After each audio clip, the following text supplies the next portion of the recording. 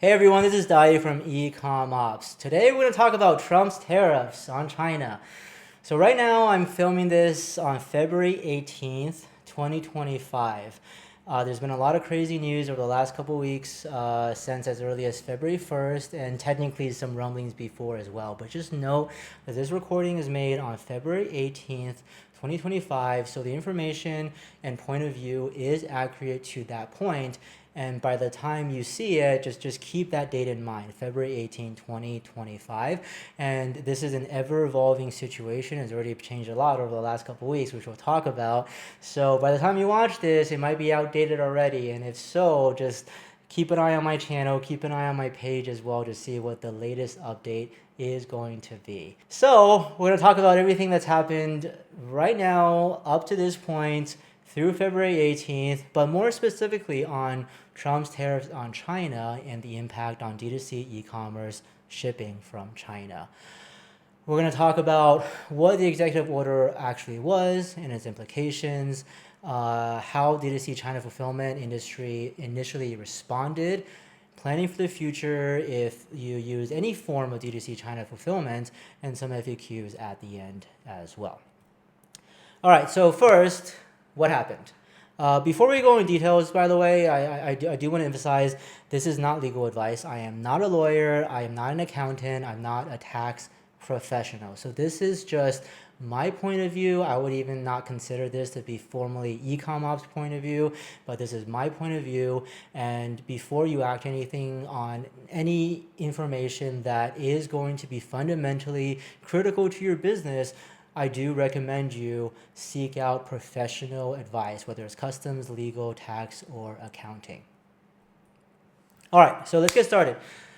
Okay, so there was a lot of noise in the media after Trump's February 1st executive order. So Trump's tariffs, China tariffs, here's what's going to cost more, and it was all related to the tariffs with Mexico, Canada as well, which since have been canceled.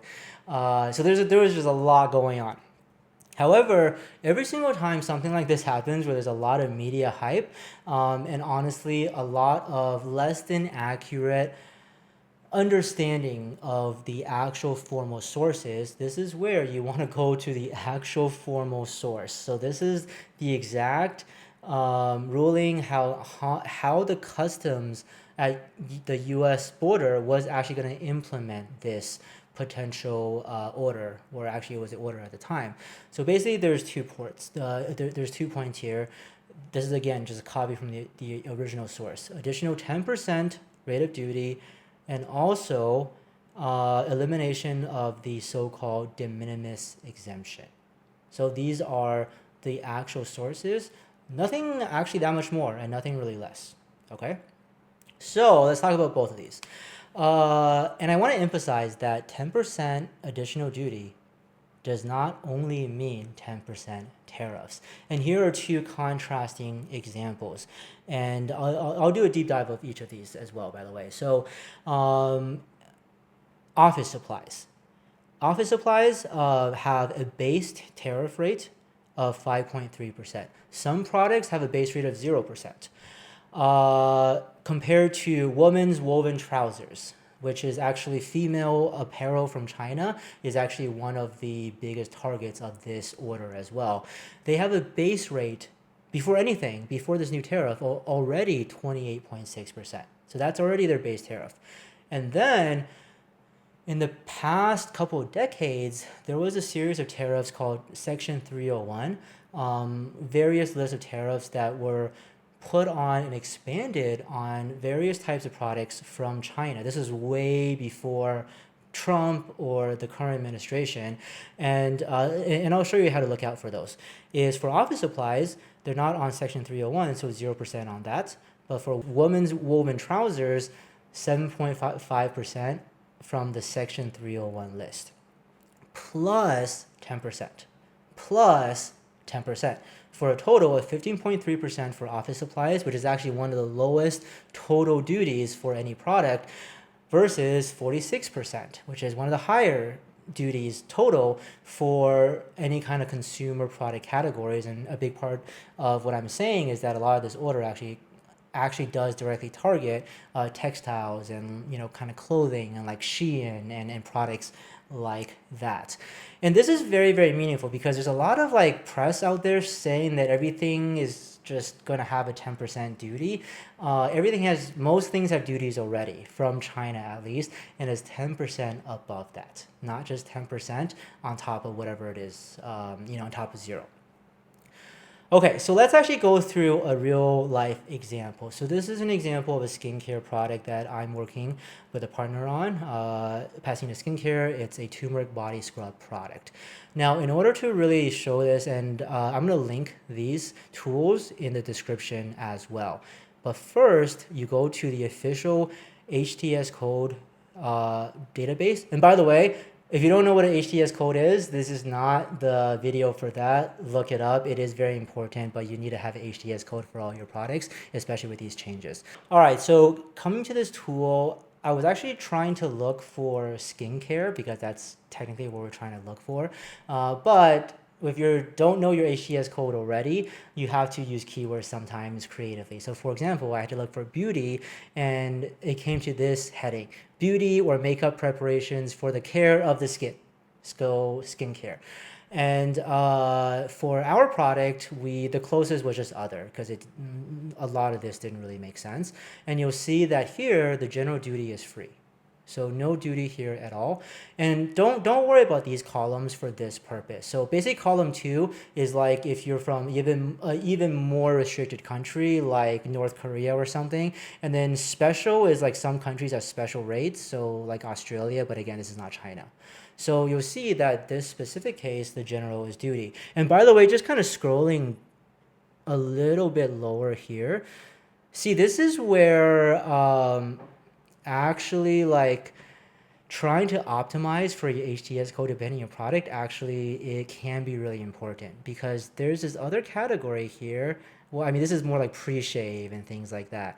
So like if you have a pre-shave, then you have a general duty as well. So now you can't really say skincare the same as a pre-shave, but there's various examples of where for really similar HTS codes, maybe there's a little bit of leeway on what is the better categorization of it, so you get a lower duty rate. But anyways, you have this zero duty, so 0% base rate. And then for section 301, again, I'll link this into the description as well, this is how you look to see if your product is on that list. So you just copy the HTS code that you found.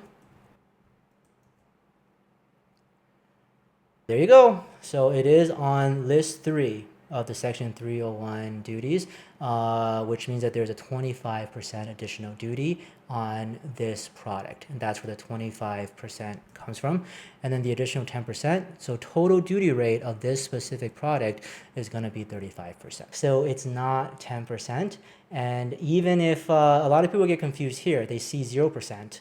Or a low tariff on the rate, but you have to make sure if it's also on this section 301. And I do have a link that I'll put in the description on information on section 301 itself. All right, moving on. So the bigger deal for at least D2C e-commerce is the elimination of the de minimis exemption. So I'm sure you saw a lot of articles about this, or just Google it. People are freaking out about this. So what is it? And it's also called section 321, but de minimis seem to have like caught all the rage these days. How it stands currently, before it was eliminated, but it came back again, was every person in the US is declared shipment of goods valued under $800 to enter the US completely free from duty and import taxes. Now, in the grand scheme of all these countries, and by the way, these are in dollars, not in local currency, and this is all just relative. And as an example, this is not precise. For example, euro is 150 euros. Is the U.S. actually technically does have one of the highest thresholds in the world of de minimis, which means the law cares not for small things. But basically, the reason why this existed in the first place was, at least previously, U.S. Customs just didn't really deem it to be valuable enough to process formally through customs all of these products that are declared under lower value and really not generate that much duty revenue and cost a lot more in terms of time and resources to process these. But by the way, like this is nothing technically new in terms of restricting the de minimis exemption. This is not just a Trump thing, okay? This was something that we already talked about being announced under President Biden, US President Biden, in September of 2024. So this was the original White House announcement. And again, in these situations, always try to look for the official source, like the source from the White House, from the customs site, whatnot. But this is something that previously was already announced, that there is going to be some limits to the de minimis exemption. Now, at the time, it was really targeted towards limiting illegal shipments and not necessarily purely for taxes. And there are some good reasons why the US government was targeting de minimis. Well, supposedly it was more to block illegal goods, because the thing about de minimis is not only for avoiding or minimizing duty, but technically if you declare through this process, at least currently and previously, your parcel is going to go through customs without much scrutiny at all, which means that people were literally sending fentanyl and they were declaring it like socks and for like $20, and it was just clearing customs without any issues at all. So there is a very strong logical reason for limiting it, which I agree with, at least for limiting illicit goods into the US. Now it has more evolved into trying to close this loophole on DTC shipments from China, which it was something that we were already prepared for in the original announcement in September.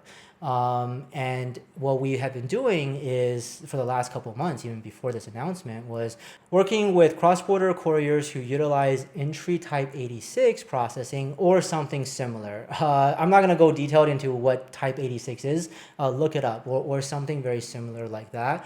And second, we were making sure that all the products that we're sending for our clients, they have complete and accurate HTS codes.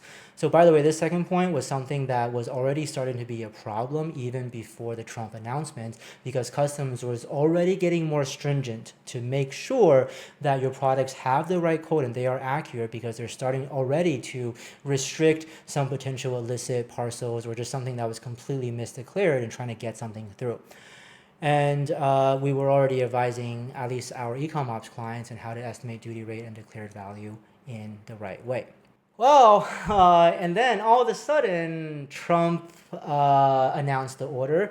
It was roughly on February. So technically the order came on February 1st, but the details didn't really come until a couple of days afterwards. So no one, including US Customs, expected at all this sudden announcement.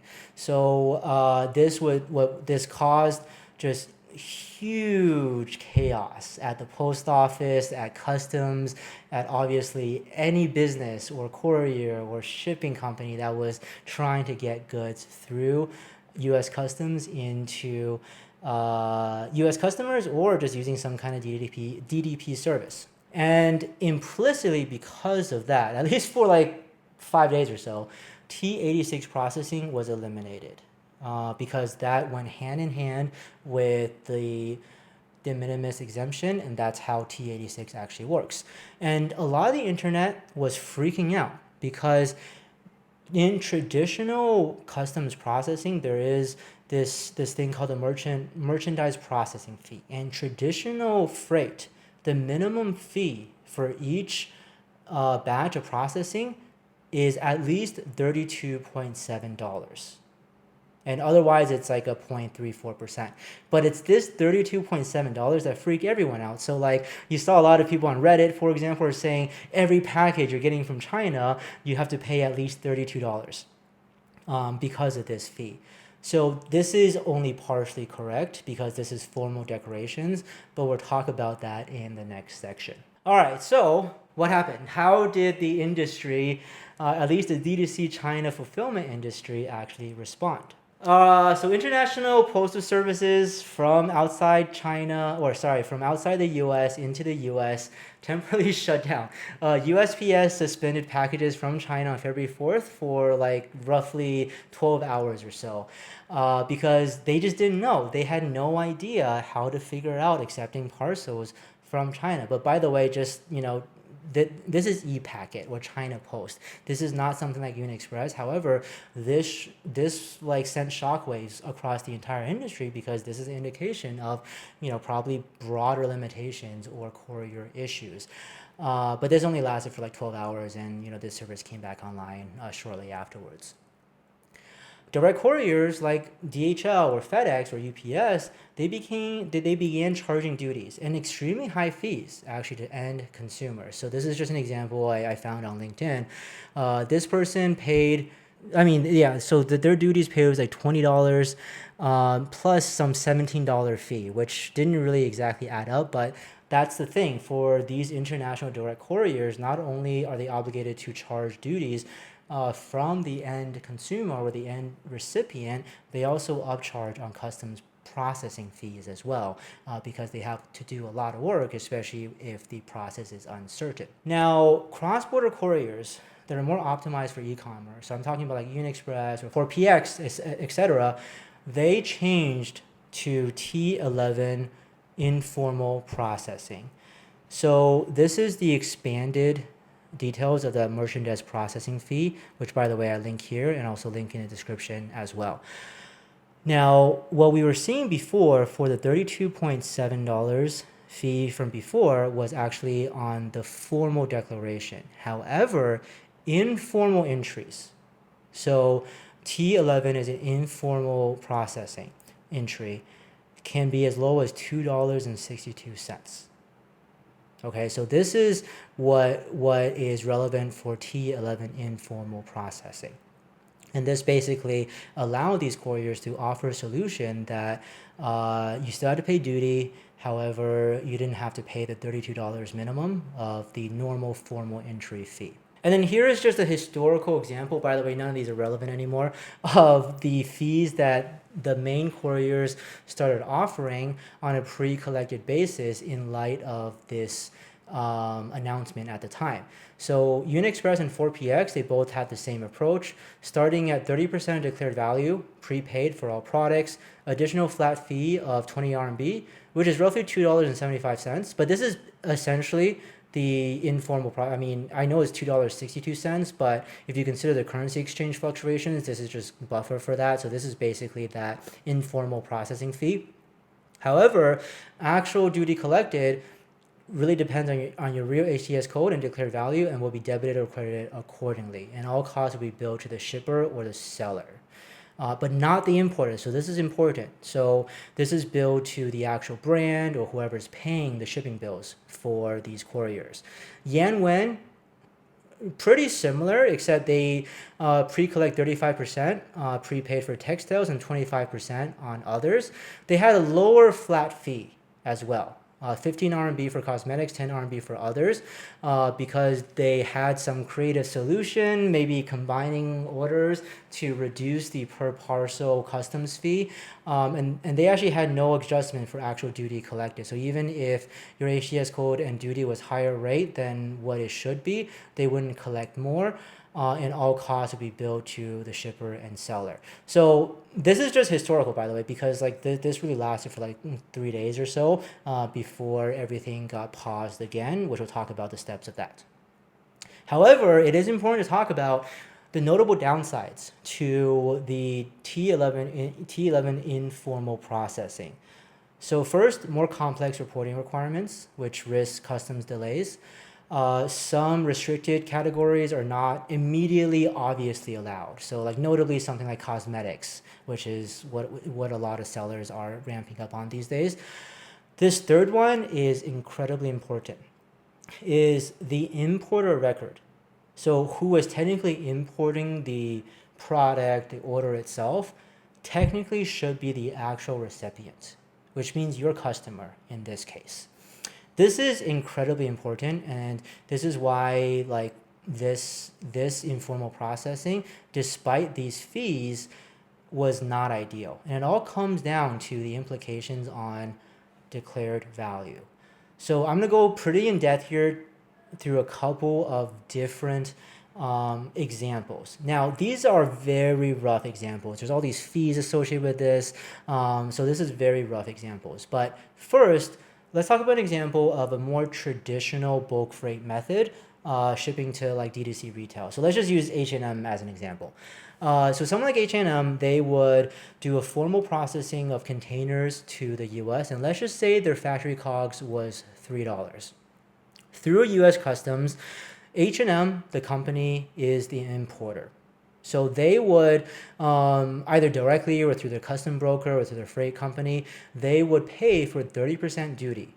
And let's assume 30%, okay? Like, let's just simplify things. Assume the 30%, including all fees, on $3. And then they would have a US 3PL warehouse, storefront, whatever. They might sell for $30. They use their 3PL and ship it to customers duty free. Now, there's going to be sales tax here, okay? But we're not talking about sales tax here. Like, that's overly complicated. But overall, minus US sales tax, the total import duty paid in this scenario is going to be 90 cents. And very clearly, the declared value can be based on factory declared COGS.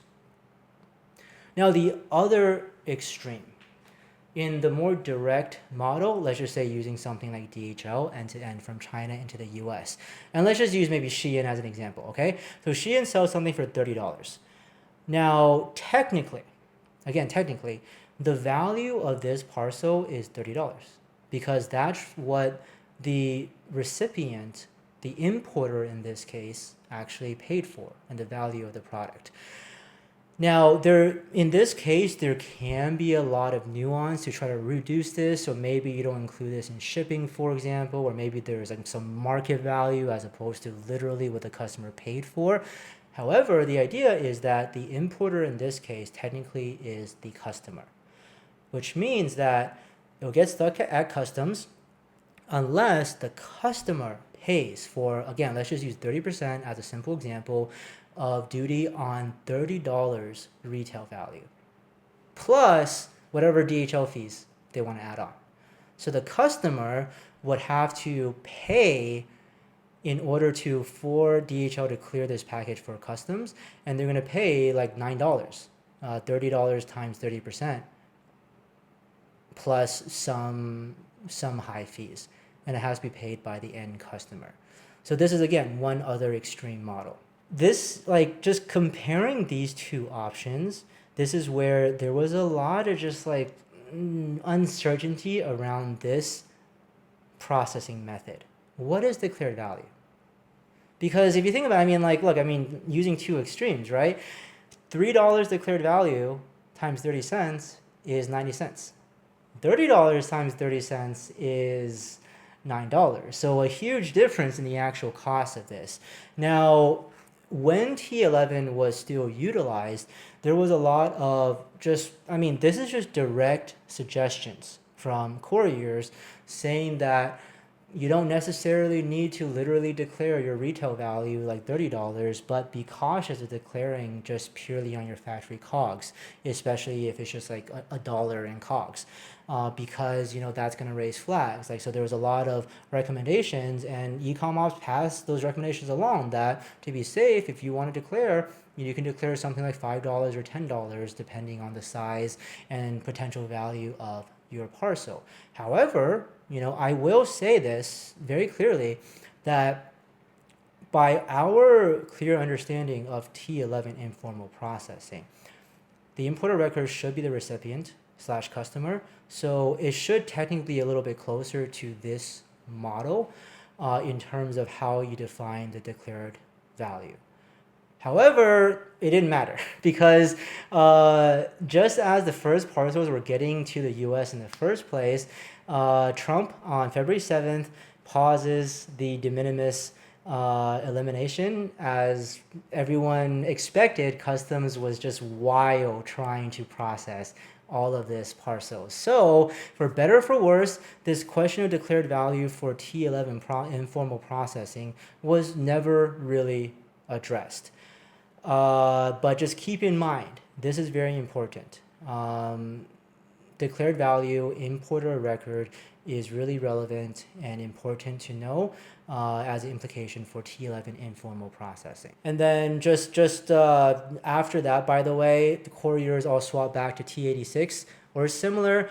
And for all the ones that were already sent, pre-collected with the T11 customs fees, they were all refunded, duties and customs. So it's as if nothing actually happened and everything returned to normal. So right now, again, it's February 18th. By the time you watch this, it might be February 20th. As of now, everything is actually back to normal at customs as if nothing actually happened. There is still the 10% additional tariffs that still applies if you're importing and declaring tariffs formally, so that still applies. But in terms of de minimis and its impact on direct from China parcel fulfillment is as if nothing actually happened. However, planning for the future. So the official statement from the White House is there is this amendment, which means change, which means that de minimis treatment is again available. Again. However, the United States government has the right and seemingly the messaging that de minimis is going to be eliminated or restricted again as soon as customs has adequate systems and processes put in place to actually process it accordingly. Now, there has been some indications that the de minimis, actually, this is actually de minimis elimination, to return as early as March of 2025. I personally don't think it's really feasible because it's not as simple as the government just saying that they're going to collect again. They actually have to figure out the systems and processes for doing so. However, I think that it is wise for the entire industry and any kind of e-com seller shipping from China to at least be prepared in advance. And that's what we're doing right now. One of the things that we're working very closely with our couriers, especially UnitExpress, on is working on a potential DDP model for direct parcel shipping to reduce costs and also avoid the IOR, the importer records problem on declared value for T86 or T11 processing. So this is like, let's just assume some, like your brand, okay? Your brand that ships from China. You sell something for $30, EcommOps and UnitExpress, we fulfill your orders. And let's just say your declared value, again, is $3, okay? And there's probably gonna be some mechanism to pre-collect the duty from you as a client for EcommOps. And then through US Customs, UnitExpress or UnitExpress related third-party companies or custom brokers, they figure out how to clear customs and pay the according duty and declare on a more formal basis. Now, technically, it means that they should be paying, again, simplified 30% duty on $3 factory COGS, but how they do so is unclear. Okay, I want to be clear, unclear how they do this exactly, and they're still trying to figure it out. And after that, then basically this whole portion is very similar to the traditional model, is then they inject into the USPS postal service, put on the labels, and then ship to customers duty-free. And the total import duty, it should be 90 cents, roughly, plus some fees on the, again, declared value of factory COGS, not retail value. And it should be paid by the brand owner, but right now, as of February 18th, we're uncertain on the exact cost model. However, what we can be confident to say is that UnitExpress and similar, they're diligently working on this more formal declaration process so that they and brands can clear customs at borders efficiently, but also have an actual legitimate way to declare value based on factory COGS as opposed to market value. And I mean legitimate, like if at some point they announce some solution and I personally don't feel like it is legitimate or there's something that's too iffy or puts you at risk without you knowing, I will let you know, or at least I'll let our clients know, okay? But just know that they are trying to work on and making great progress on a more formal DDP solution. But there's downsides to this model as well. So still customs delays is possible because there's much more complex reporting requirements. This only really works for something like UniExpress if you have enough scale for regular shipments, and it requires parcels in a batch to clear under the same HTS code. Now, what they mean by a batch, by the way, it doesn't necessarily mean like entire container, right? However, like they also can't have like 1,000 HTS codes in one shipment. We're not exactly sure what the right balance is, but let's just say like they're shipping an entire airplane full of goods. They're trying to like minimize down to like maybe 10, 15, 20 HTS codes as opposed to like 2,000. So this is something, again, these two are related only if you have enough scale as a courier to even organize this. And this potentially means that as a brand, you might need to have a certain level of scale in terms of having the same products on a daily basis to clear customs, that especially if it's something that's more unique from other products that they ship, this possibly might be a consideration for brands. And then also there's likely going to be just there's likely going to be increases in total shipping rates as well. A simple comparison of these three models that we went over. Traditional model, this is just well done, formal process, something like H&M uses. Potentially 90, like again, we're all using simplified 30% duty rate on $3 factory cost, $30 retail cost. In this case, total import duty paid is roughly 90 cents plus some fees. Customer as an importer, DHL for example, technically you will pay 30% duty on your retail or market value, so it might be $9 plus customs fees.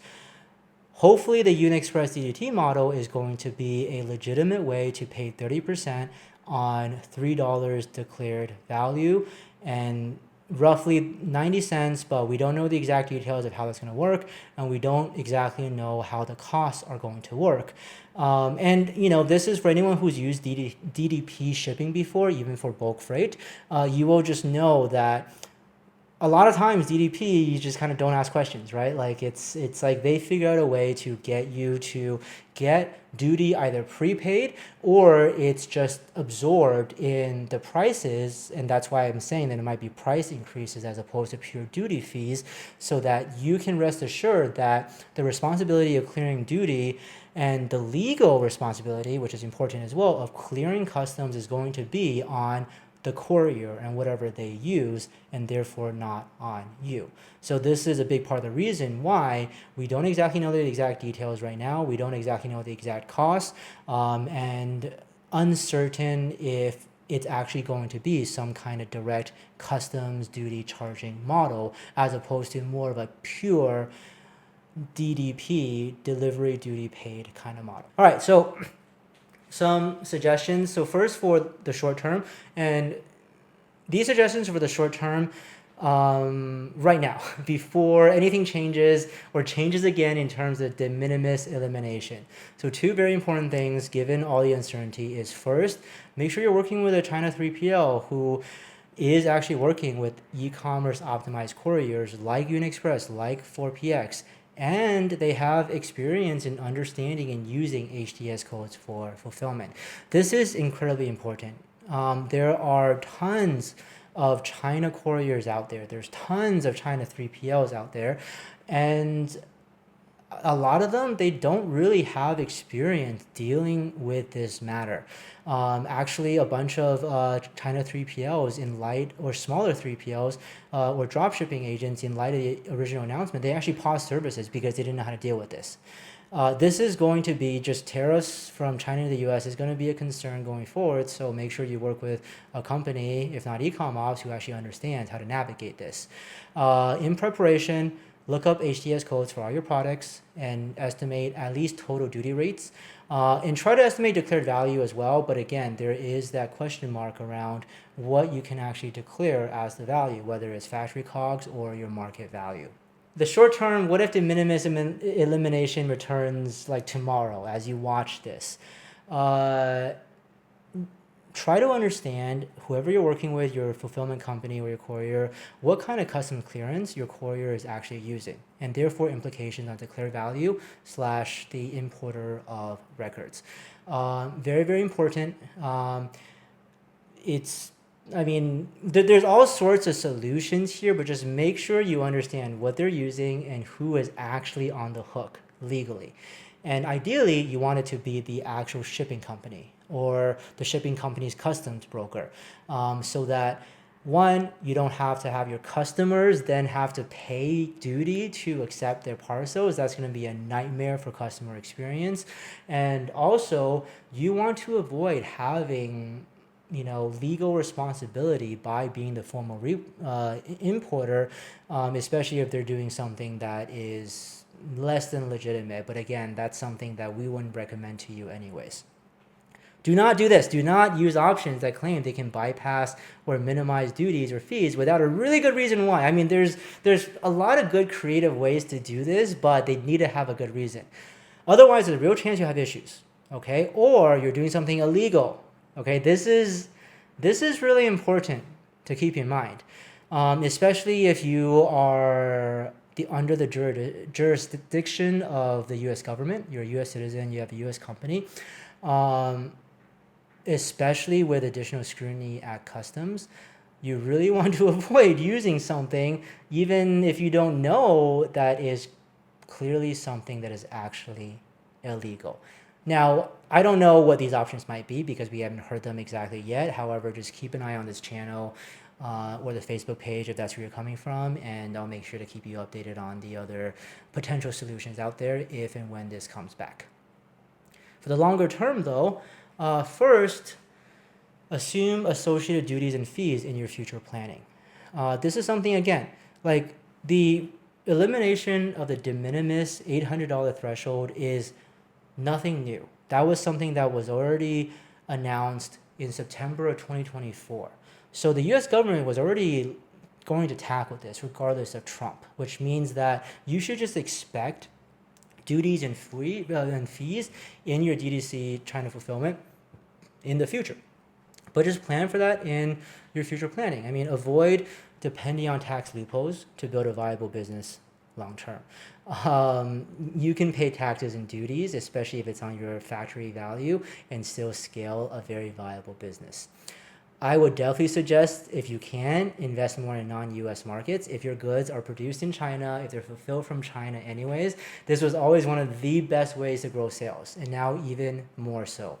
Your China 3PL can ship to everywhere around the world pretty much, although you really just want to probably sell to like 20 or so top markets.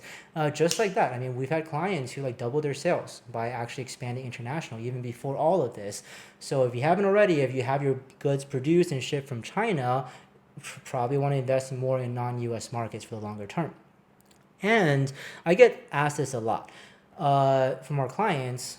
Do I suggest that they consider this hybrid US and China fulfillment model? Yes. I mean, I think you should consider it. EcommOps does China fulfillment. However, even I strongly suggest that as your company scales, if you have enough volume to make sense for a hybrid fulfillment model, you should definitely consider it. But do the math, okay? Because the tariffs will hit all China-made products, no matter where it's shipped from. The tariffs may actually hit bulk freight more stringently than direct from China parcel fulfillment as well. So this generally is a good idea even before the tariff situation, but do the math and make sure you actually do the analysis to make sure it actually makes sense for your business. A couple of frequently asked questions. There's a couple here, and there's going to be increasingly more going forward, which I'll update in a future video or a future post. If you have any questions, just comment either in the YouTube video below or the Facebook post, and I'll either answer them or make sure to include it in a future video. So this is a very common one. Can I bypass the tariffs by shipping Chinese products from a third country? No. So the specific ruling is tariff 10% additional, and the elimination of the de minimis exemption applied to all China-made products, regardless of country of shipment. So a lot of folks before were talking about you could just ship a batch of goods to Mexico and then just fulfill from Mexico and avoid the tariffs. You cannot do that. Okay, as long as it's made in China, if it says, if it literally says made in China, you can't do that. Now, technically speaking, like you could probably get away from it, and actually there are like some couriers out there working on a solution where maybe you ship to another Asian country and then they route it to the US. However, they even tell us that if you want to use this method, you can't have made in China on the product itself. That is illegal, okay? Not having a label like that or especially misrepresenting a product's country of origin is highly illegal. I mean, this is like actually illegal. This is not just some gray area stuff, okay? So do not do this. Or actually, if you do it, just know how illegal it is and be comfortable with that, I guess. But no, you cannot get away from this legally by shipping to a third country. Is it possible that Trump pauses and reverses the changes like everything he's done so far? It is possible. He already paused it. He already paused it to this point. But is it possible that he reverses the 10% tariff and just completely reverses the de minimis elimination? It is possible. I think that the 10% additional tariff, it is. I think that honestly might be here to stay because through the decades, so many different layers of tariffs were hit on Chinese goods, and they just like were never really removed. And unlike Mexico and Canada, China has really had not that limited response to negotiate or like China doesn't want to start a trade war. So I just don't really think that there's that much of a motivation for this to get removed. However, I do really believe that the de minimis exemption I don't think it's going to come back in March. Now, I won't bet on it, but I don't think it's going to come back in March. I think it's a possibility that it is actually going to never come back, or at least never come back in the same way, because there's actually a bunch of studies, and I'll also link this in the description as well, where there has been studies showing that actually, and this was before the actual update, by the way, is that removing de minimis, especially for just all countries out there, which basically you kind of have to do because you have to actually check for all China-made products, not where to ship from, it would require much more cost in actual spending to clear customs than the actual duty would actually take it. So basically, like this would actually lose money. For the US. So there is a possibility that the government realizes this, and therefore they realize that a very, very strict elimination of de minimis is not really feasible, at least in the near term. So this is a possibility, and we'll look out for that. Does this just kill my business from China if I do D2C shipping? If you're importing illegal goods, then yes, it will. If you're don't ship fentanyl from China, come on. If you're selling fentanyl, but I mean, this is even talking about like if you're importing counterfeit goods. If you're so supplements is one. So supplements, you can't really legally get them into the US through parcel shipping. So that's actually illegal. And yes, like with the de minimis elimination, if it comes back, then it probably should actually kill your business because you're doing something that's actually illegal and you shouldn't do illegal things. Now, does your entire model depend on duty savings? I mean, if it does and you have to pay duties, like maybe, but again, if we can figure out a way that you can declare factory COGS, like your factory COGS like $2 and your duty rate is like 30 cents, or 30%, you're paying 60 cents additional plus some customs fees, like maybe, but probably not. Now, on the other hand, if you actually run a legitimate long-term brand, I think this is just an additional layer of taxes that you should have paid probably anyways. And this is like with a very strict elimination, de minimis, and duty collection in the future, bad actors, and cheap competition, they're going to be squeezed out. They're going to see the highest pressure from this change. So you can actually outcompete them. And I think personally, I think net, if you really run or build a long-term brand with a lot of customer engagement, customers actually want to buy your product, then I actually do think that this is something that could actually be a net benefit from you, as a lot of the lower end of the market, or maybe someone like Temu or Shein, they get more hurt by this, whereas a truly legitimate high quality, well received D2C ecom brand, I think that you actually come out ahead even if the Minimis elimination comes back formally. All right, so that's all we have today. That was a lot. Again, that was all filmed on February 18th, 2025. Things are constantly changing. I do expect to have to update this relatively soon again, as we get more information from our couriers on potential customs processing solutions, or there's changes in the news. Follow this channel, follow my Facebook page. That's probably the most timely information you're going to get on these updates. And if you're actually interested in working with EcommOps for direct from China parcel fulfillment, I can confidently say that we are the best. We only work with high volume clients with 50 orders a day or more, though, with relatively straightforward SKUs who actually want to build and scale a long-term brand. But if that is you, definitely reach out to us and we'd love to talk to you. Until then, though, this is Dayu from EcommOps. Thank you for listening, and see you guys next time.